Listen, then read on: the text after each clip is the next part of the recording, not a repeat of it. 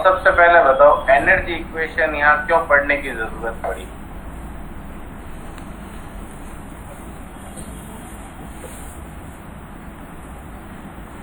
जल्दी से कोई आंसर दे सकता है? अब मैं बात सुनो, अब कोई भी अगर पानी बहुत तेजी से फ्लो हो रहा है तो कुछ ना कुछ एनर्जी जनरेट होगी। उस एनर्जी को अपन कैसे कंट्रोल कर पाए, इसलिए यहाँ पर एनर्जी इक्वेशन का एक चीज, ठीक है। अब इसके कुछ टर्म्स सीख लेते हैं। पहले देखो, according to Bernoulli theory difference in total equation between upstream and downstream section is equal to the head loss. Line समझ में आई? यस और no? No sir. Upstream side क्या होती है और डाउनस्ट्रीम साइड क्या होती है, पहले ये बताओ। ये भी नहीं पता होगा। यूएस और डीएस लिखा हुआ है ना, वो अपस्ट्रीम साइड और डाउनस्ट्रीम साइड है, ठीक है। तो अपस्ट्रीम साइड क्या होती है, जो यहाँ पर अपन एक डैम का एक सेक्शन ले लेते हैं, ठीक है। डैम का सेक्शन नहीं मान के अपन ये मान लेते हैं,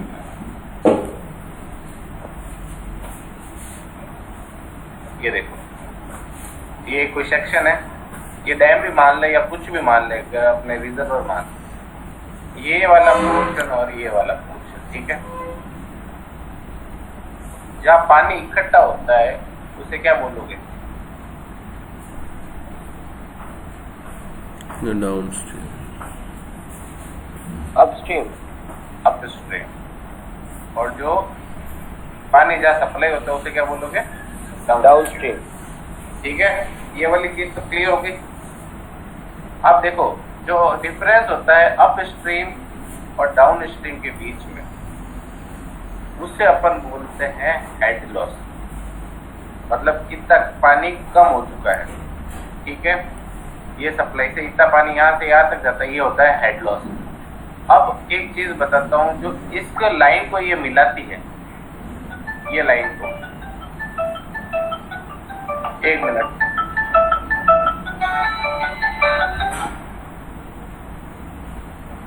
एक मिनट, कौन है?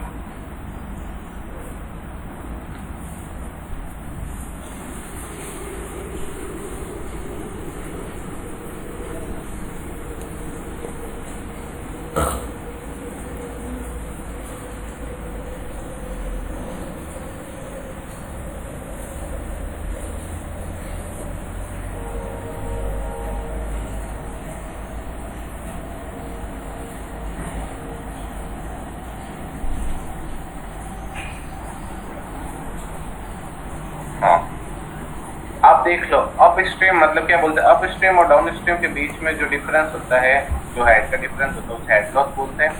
और ये जो लाइन, इसकी लाइन मिलती है ना, ये वाली, इसे बोलते हैं, इसे क्या बोलते हैं बताओ?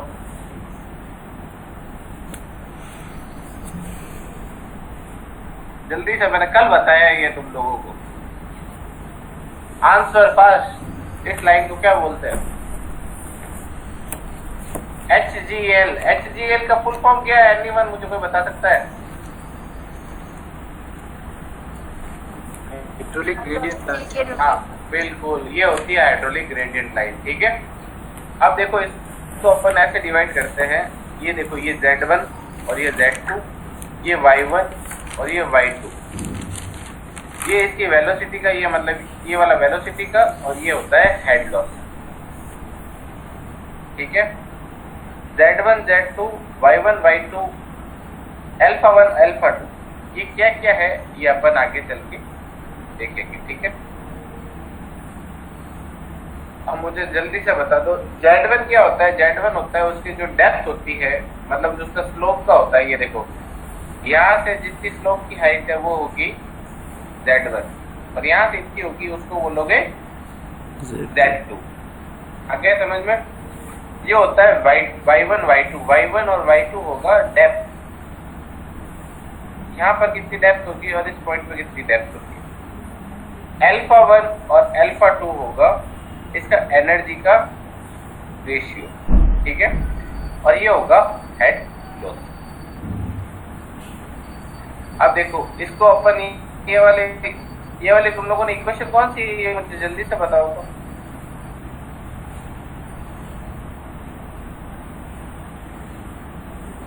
कौन सी इक्वेशन है?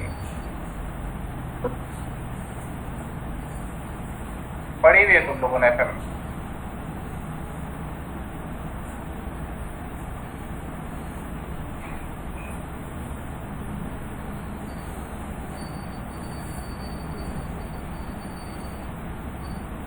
जल्दी से बोलो।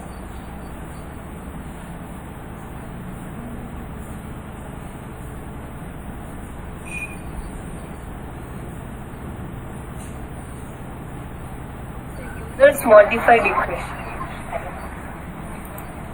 कंफर्म।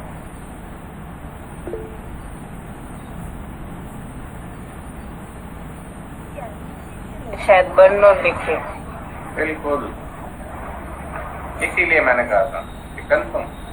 ठीक है, slope of energy depends upon the resistance and characteristic of the channel. अब इसमें क्या क्या एजम्पशन रखोगे? अब देखो, पहला है 1D analysis and study flow, दूसरा है hydrostatic pressure distribution that is no effect on curvature of water surface is considered, तीसरा है channel is prismatic and slope of channel is small.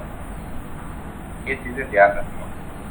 Channel क्या होना चाहिए? प्रिज्मेटिक, और स्लोप ऑफ चैनल क्या होना चाहिए? छोटा होना चाहिए। अगर ज्यादा हो गया तो फिर ये इक्वेशन फैल। फिर अपन दूसरा चलते हैं मोमेंटम इक्वेशन। ठीक है, according to the law of linear momentum, algebraic sum of external forces acting on a given direction on a fluid mass equals the time rate of the change of linear momentum of the fluid mass is in that direction। मतलब जो दोनों तरफ पे force लगेंगे उन दोनों का जो क्या बोल सकते हैं एल्जेब्रिक सम होगा, मतलब एक्सटर्नल फोर्सेस का, उसको लीनियर मूवमेंट ऑफ फ्लूइड मास बोलेंगे। ठीक है, ये देखो यहाँ पर F1 और F2 लग रहा है, ये देखो ये क्रॉस सेक्शन है। ये देखो ये Y1 Y2, ये दोनों फोर्सेस लग रहे हैं, ये इसके कंपोनेंट्स लग रहे हैं। ठीक है, और F3 लगेगा इस डायरेक्शन में, मतलब सीधी डायरेक्शन में। ये डायरेक्शन दिख रहा है, ये वाला, ये एकदम ये ऐसा वाला डायरेक्शन है, ये ज्यादा सही है।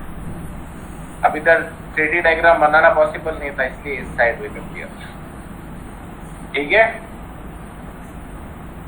अब देखो sum of external forces is equal to half mv, momentum equation है F1 minus F2 minus F3 plus W sin theta is equal d by d theta m v2 minus m v1 is equal to m2 minus m1, और यहाँ पर m2 हो जाएगा ये d by d theta d by dt m v2 is equal to d by dt into p into volume into v2, तो ये बन जाएगा रो क्यू इस तरह, और दूसरा बोल सकते हैं b2 beta 2 into rho Q B square, तो m1 कितना बन जाएगा? Beta 1 rho Q b1। अब हॉरिजॉन्टल और फ्रिक्शनल चैनल के लिए क्या होगा? F1 minus F2 is equal to M2 minus M1, तो अपन ऐसे भी ले सकते हैं F1 plus M1 is equal to F2 plus M2। अपन ने इसको क्या किया? रो जी से डिवाइड कर दिया, दोनों तरफ कर सकते हैं, तो रो जी से डिवाइड करने पे ये स्पेसिफिक एनर्जी स्पेसिफिक फोर्स बन गया। F1 by F2 is equal to होता है रिएक्शन फोर्स, और F3 होता है रेजिस्टेंस फोर्स जो स्लोप पे लगेगा AR, और W sin थीटा होता है वेट कंपोनेंट। तो स्पेसिफिक फोर्स क्या होगा? It is the sum of momentum flux and pressure force per unit. For steady uniform flow, depth of flow and velocity are equal at every cross section. और F1 और F2 zero होगा तो F1 और F1 बराबर F2। अगर F1 minus F2 zero होता है तो F1 और F2 दोनों बराबर होंगे। अब यूनिफॉर्म चैनल इन फ्लो, ठीक है, यूनिफॉर्म चैनल इन फ्लो क्या होगा? अगर यूनिफॉर्म चैनल मतलब यूनिफॉर्म फ्लो की डेफिनेशन क्या बताई थी मैंने? जल्दी से बताओ तो मुझे एक जना, कोई भी, एनीवन? वो टाइम के साथ चेंज नहीं होगा सर, यूनिफॉर्म नहीं करता रहता। बिल्कुल ठीक है, तो V1 upon 2G, V1 square upon 2G वाला, ये वाला जो सेम मैंने स्पेसिफिक एनर्जी में बनाया था वो क्यों है?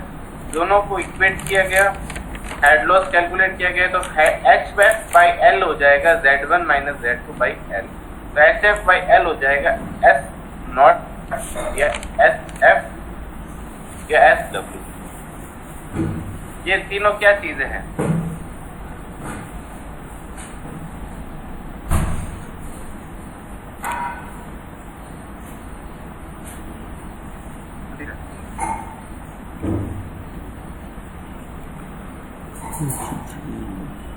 ये तीनों क्या चीजें हैं?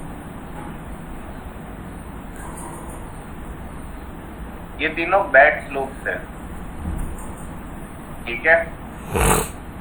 Depth of flow, wetted area, wetted parameter, velocity of flow and discharge are constant at each and every cross section, ठीक है। पिक्चर ऑफ यूनिफॉर्म फ्लो क्या होगा?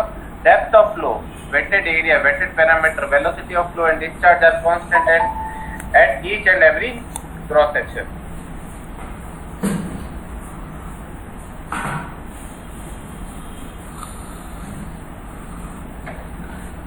अब देखो अपन uniform flow equation, Chezy's equation सुना हुआ है तुम लोगों ने। V equals to C root R S होता है।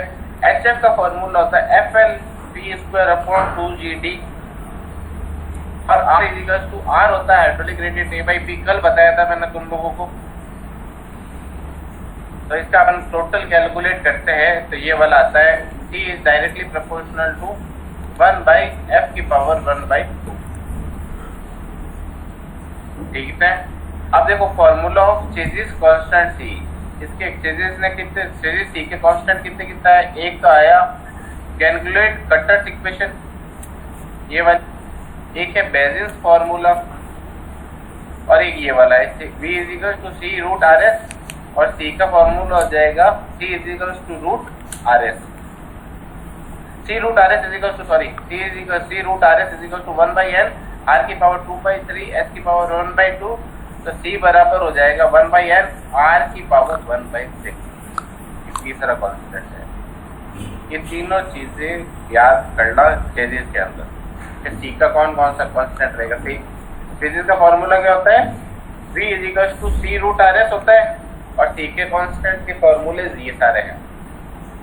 तो ये सारे चीजें अगर याद होगी तुम लोग इससे अपने वेलोसिटी निकाल सकते हो चेजिस से। अब इसका डिस्चार्ज का फॉर्मूला है Q is equal to AV। A अपन को एरिया ऑफ क्रॉस सेक्शन हो जाएगा और V अपन को पता है C रूट आर एस, ठीक है। अब मैनिंग्स फॉर्मूला तुम लोगों को याद होगा V is equal to 1 by n, R की पावर 2 by 3, S की पावर 1 by s और डिस्चार्ज का होता है AV। AV का A लिख दोगे और V का अपने पास फॉर्मूला है 1 by n, R की पावर 2 by 3 और S की पावर 1 by 2, ठीक है। अब देखो n के अंदर अलग अलग कोएफिशिएंट्स का है। अपने 99% में n क्वेश्चन में गिवन होता है तो अपन को निकालने की जरूरत नहीं होती, पर फॉर्मूले याद रख लेना अगर फॉर्मूले पूछ ले तो। k की power 1 by 6 upon 21, d 50 upon 21, d की पावर 1 by 6 स्टिकल्स इक्वेशन होगी। n होगा d 90 अपॉन 26, d 90 की पावर 1 by 6 मेयर्स इक्वेशन। और k होता है रफनेस हाइट m। अब थोड़ा मैं इसलिए धीरे धीरे चल रहा हूँ, मुझे पता है कि ये वाली चीज इसमें लिखने में मतलब डायरेक्ट ऐसे पढ़ाने में प्रॉब्लम आती है क्योंकि ये ब्लैक बोर्ड स्टडी में ज्यादा इफेक्टिव होती है। पर अभी थोड़ा सा इसके वजह से अपन को ये वाली चीज पढ़नी पड़ेगी, इसलिए कह रहा हूँ कि धीरे धीरे चलना, नहीं आए तो पूछते रहना, क्योंकि अपन हम मूव होने वाले हैं मोस्ट इम्पोर्टेंट टॉपिक के अंदर। इसके अंदर से एक क्वेश्चन 100% आता है इन चारों सेक्शंस के अंदर, भले न्यूमेरिकल आ जाएगा, भले डेरिवेशन आ जाएगा, कुछ भी आ जाएगा, पर इसके अंदर आता जरूर है। और ये याद रखना तुम्हारे पेपर ऑफलाइन ही होता है, पेपर ऑनलाइन भी होता है एग्जाम। थोड़ा ढंग से पढ़ते रहना, मेरे नोट्स वापस पढ़ना, यहाँ से पढ़ मिड टर्म नहीं किताब है मलिका, मेन एग्जाम ऑफलाइन ही होंगे, इसलिए कह रहा हूँ मैं जो पढ़ाता हूँ वापस जाके वापस पढ़ो,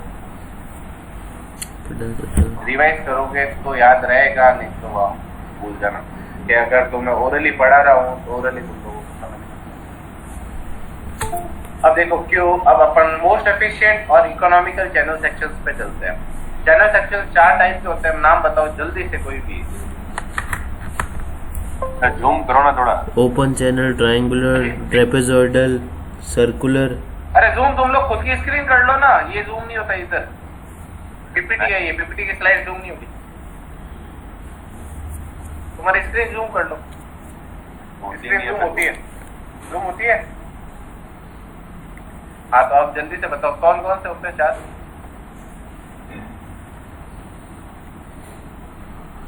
open channel, triangular channel. Open channel नहीं होता है देवता। हाँ ट्रायंगुलर होता है, एक हुआ है, तीन और है। ट्रेपेजॉइडल, सर्कुलर और रेक्टेंगल। रेक्टेंगुलर। ठीक है, अब देखो a channel is considered to be most economical कब होता है ये सुन लेना। ठीक है, a channel is considered to be most economical और most efficient when it can pass the maximum discharge for a given cross section, resistance coefficient and bottom flow। अगर ये सब कुछ सही है जब जाके वो मोस्ट इकोनॉमिकल होगा। अब मैं एक सिंपल सीधी बताना कह दूँ, कम पैसों में मैक्सिमम डिस्चार्ज देने वाला चैनल ही मोस्ट इकोनॉमिकल चैनल अच्छा होता है। और इसका एक अपन मोस्ट इकोनॉमिकल चैनल सेक्शन निकालने के लिए अपन एक डेरिवेशन करते हैं, किसके बीच में डिफरेंशिएट करते हैं, डिफरेंशिएट ऑफ वेटेड पैरामीटर। अगर वेटेड पैरामीटर मिनिमम होगा जब जाके वो मोस्ट इकोनॉमिकल चैनल सेक्शन होगा। इसका मुझे रीजन बता सकता है कोई क्यों?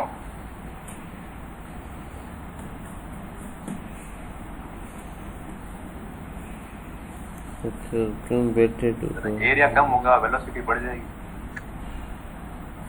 हाँ सही है, थोड़ा बहुत एक्यूरेटली और कोई बता सकता है?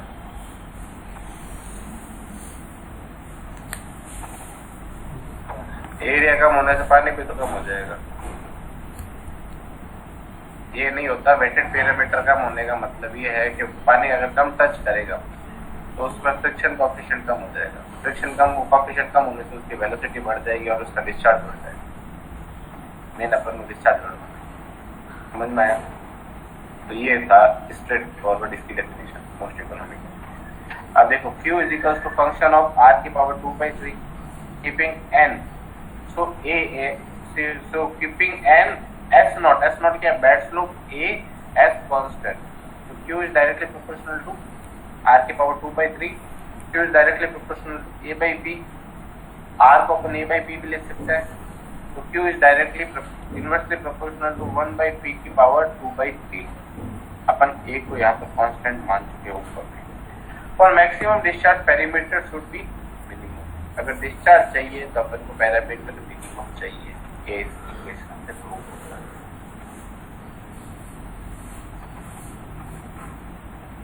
समझ में आया? पैरामीटर कम होगा तो डिस्चार्ज बढ़ेगा और डिस्चार्ज कम होगा तो पैरामीटर होगा। ये ध्यान रखना। अपन आज मूव करते हैं। देखो अब इसका एक्सप्लेनेशन एक बार रीड आउट कर लेता हूँ मैं। If parameter is minimum, then the cost of lining is very less, which is a major contribution in the construction of cost. As channel is most economical, for minimum parameter, resistance developed at the bottom and side slope will be very less, and velocity of flow of water is increases for some area. As discharge is maximum, that is channel is most efficient। इस line का मतलब बताओ जल्दी से मुझे।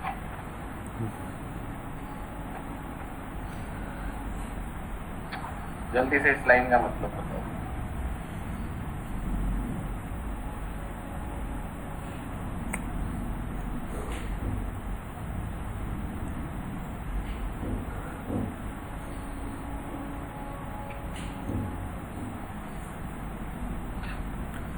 जल्दी से answer दो ना मुझे।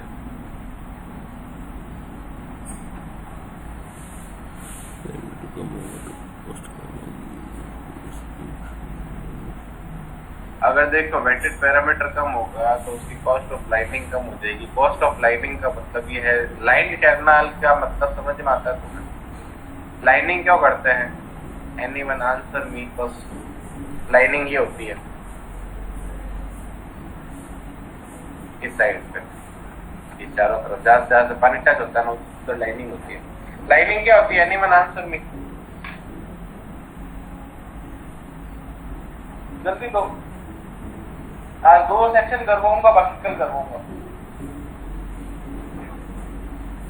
जल्दी से आंसर दो।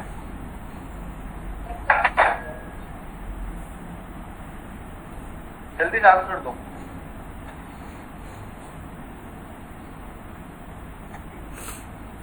लाइनिंग इसलिए की जाती है क्योंकि सीपेज को कंट्रोल किया जाता है उस पर।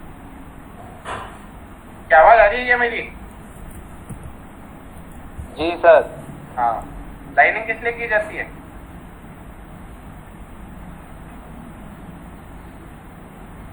लाइनिंग इसलिए की जाती है क्योंकि उससे सीपेज कंट्रोल होता है। अपन छत पे वाटर प्रूफिंग नहीं करवाते हैं घर के छतों पे? जी सर। हाँ, वाटर प्रूफिंग ही है एक तरह से लाइनिंग। ये याद रखना, कैनाल के अंदर अगर लाइनिंग नहीं कराओगे तो पानी रिस के बाहर आ जाएगा और डिस्चार्ज ऑटोमेटिकली वैसे भी कम हो जाएगा।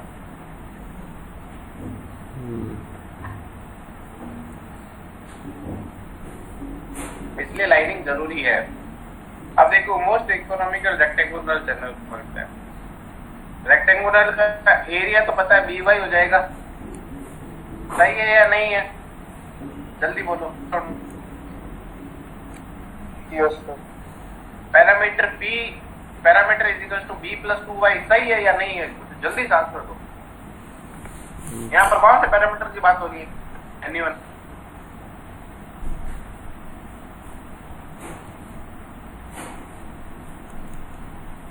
यहाँ पर कौन से पैरामीटर की बात हो रही है?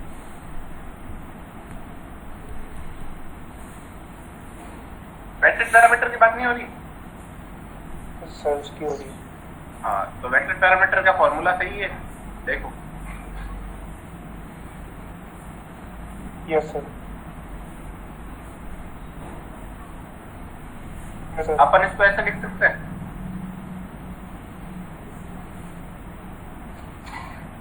बी की जगह वो AY लिखा है मैंने, और कुछ नहीं किया। ए के रेस्पेक्ट में लिखा है, ठीक है सर? जी सर। अब देखो, कौन पैरामीटर होता है BY, होगा या नहीं होगा? dy इज इक्वल टू 0 फिर करते हैं तो वो 0 के बराबर रखते तो ही वो मिनिमम मिनिमम के अंदर तुम लोगों ने पढ़ा हुआ है। अब क्या, तो ये आया 2y आ गया और by इज 2y हो गया। a को अपन by लिख सकते हैं, तो y is equal to b/2 हो जाएगा। अगली सारी इसकी ज्योमेट्रिक पैरामीटर है। जल्दी से पूरा का पूरा ये यार इकोनॉमी का सेक्शन नोट डाउन करो। लिखने के बाद मुझे बताओ, और इसलिए लिखवा रहा हूँ ताकि मैं लिखवा था। मुझे पता तुम लोग पढ़ोगे नहीं, लिखो जल्दी।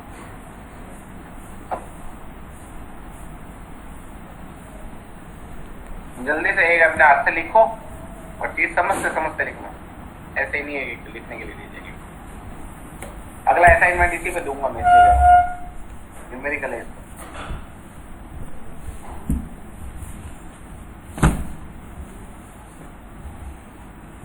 और डायरेक्ट न्यूमेरिकल आता है, इस पर टेंशन मत लेना।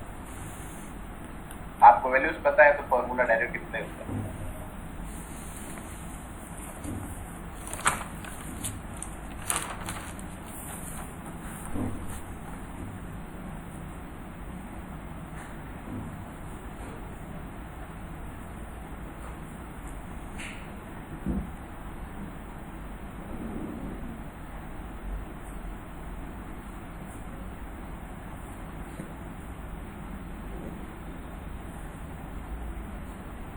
मैंने तुम लोगों को एक PDF दी थी स्टार्टिंग में, पता है तुम लोगों को? याद है? क्वेश्चंस की डायमेंशनल एनालिसिस के सारे क्वेश्चंस थे बुक के। किस किस ने मिला ये बता दो।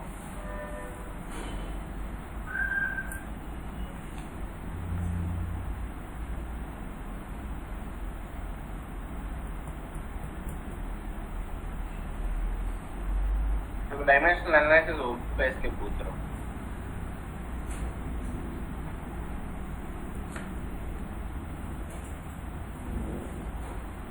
वह लिख लिया गया, ये बताओ जल्दी से मुझे।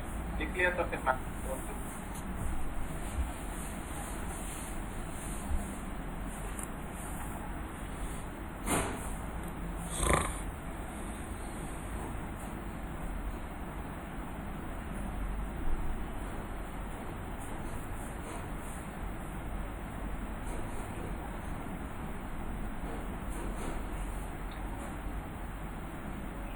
हो गया।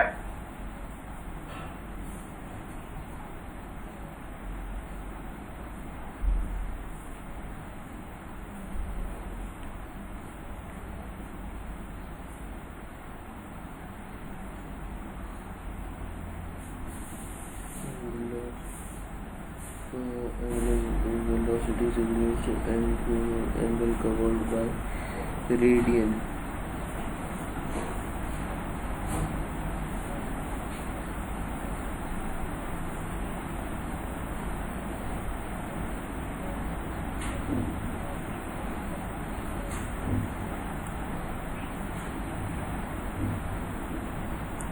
Chapter 3 Channel and flow. Move on करो आगे। हाँ सर करो। क्या लिख रहे हो? ये सब सो गए?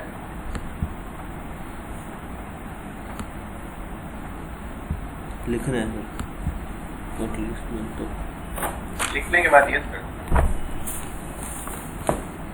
Comment section.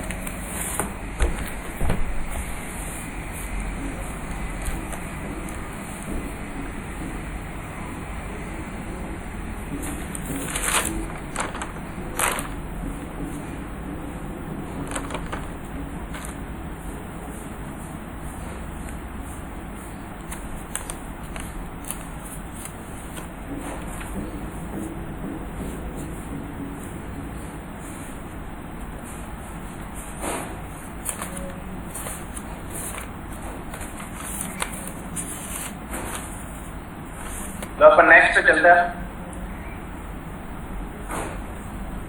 Most economical efficient trapezoidal section. एक तुम लोगों को एक सिंपल सी चीज बता दूं, अपन जब भी कैनाल डिजाइन करते हैं ना, तुमने 99% चांस पे देखा होगा कैनाल कैसी होती है, ट्रेपेजॉइडल होती है। जी सर। ट्रेपेजॉइडल, अब देखो ये चार सेक्शंस अपन लिए, अपन मैक्सिमम मतलब अपन मोस्ट इकोनॉमिकल निकाला है इसके अंदर भी। और अब इन चारों में सबसे इकोनॉमिकल क्या होता है बताता हूँ। उन चारों में से होता है सबसे economical para circular section economical होता है। और सर्कुलर चैनल बनाना पॉसिबल नहीं होता, इसलिए अपन ट्रेपेजॉइडल सेक्शन पे चलते। ये याद है। फिर वो क्या है, इतने बड़े बड़े पाइप मतलब कैनाल इतनी बड़ी बड़ी बनती है, वो सर्कुलर शेप में बना ही नहीं जा सकती, पॉसिबल नहीं होता प्रैक्टिकली। इसलिए वो अपन ट्रेपेजॉइडल पे मूव करते हैं। ट्रेपेजॉइडल और सर्कुलर का करीब करीब प्रोफाइल बराबर होता है। इसका देख लो, ये पैराबोलिक की अपन ने प्रोफाइल लिया है, ऐसा देख।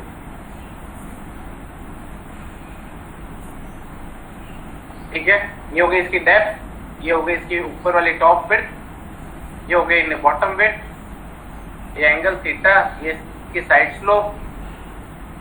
ठीक है, अब देखो case 1, when side slope is constant, मतलब ये दोनों साइड वाली चीजें कांस्टेंट है। ये वाली, ये दोनों अगर कांस्टेंट है तो क्या केस होगा? तो उसके अंदर अपन लेते हैं एरिया क्या होगा 1/2 b plus b plus 2n। अब b plus b plus 2n क्या है? तुम लोगों ने पढ़ा होगा, half into sum of parallel sides into height, पढ़ा हुआ है ना इसका फॉर्मूला ट्रेपेजॉइडल का। तो b plus N Y into Y हो जाएगा, इसको सॉल्व करोगे तो b is equal to a by Y minus N Y, ये इक्वेशन 1 बन गई। अब इसमें पैरामीटर, ये अपन ने पैरामीटर का फॉर्मूला निकाला इससे। अब वापस मिनिमम पैरामीटर वाले केस पे चलते हैं। तो इसको डिफरेंशिएट किया तो अपने पास ये आ गया, और इसको सॉल्व करोगे जब ये जाके एंड में जाके ये आ जाए। ठीक है, अब तुम्हारा ये आज का ये होमवर्क है। केस 1 पूरा का पूरा होमवर्क तुम तुम्हारे हिसाब से कर लेना, दिखाने की जरूरत नहीं है, पर एक बार ये पूरा सॉल्व करोगे, पूरा यहाँ से यहाँ तक वेक्टर पैरामीटर निकालना है, सारे डायमेंशन, ये ऊपर वाला केवल ऊपर वाला डायग्राम बनाना है, और केस 1 कंसीडर करके एरिया निकाल के y के रेस्पेक्ट में अपन को इसका पूरा पैरामीटर निकालना है, फिर इसका डिफरेंशिएट करना है। a n और y के रेस्पेक्ट में डिफरेंशिएट करोगे, ये पूरा इक्वेशन सॉल्व होने के बाद ये ये दिख रही है, ये इक्वेशन पूरी आनी चाहिए। अब फिर देखो इसके अंदर hydraulic radius a1 a by P. अब इसको सॉल्व किया तो a r कितना आ गया y/2, और अब इसको सॉल्व किया तो OA हो जाएगा। OA क्या है? OA है अपने पास ये वाला,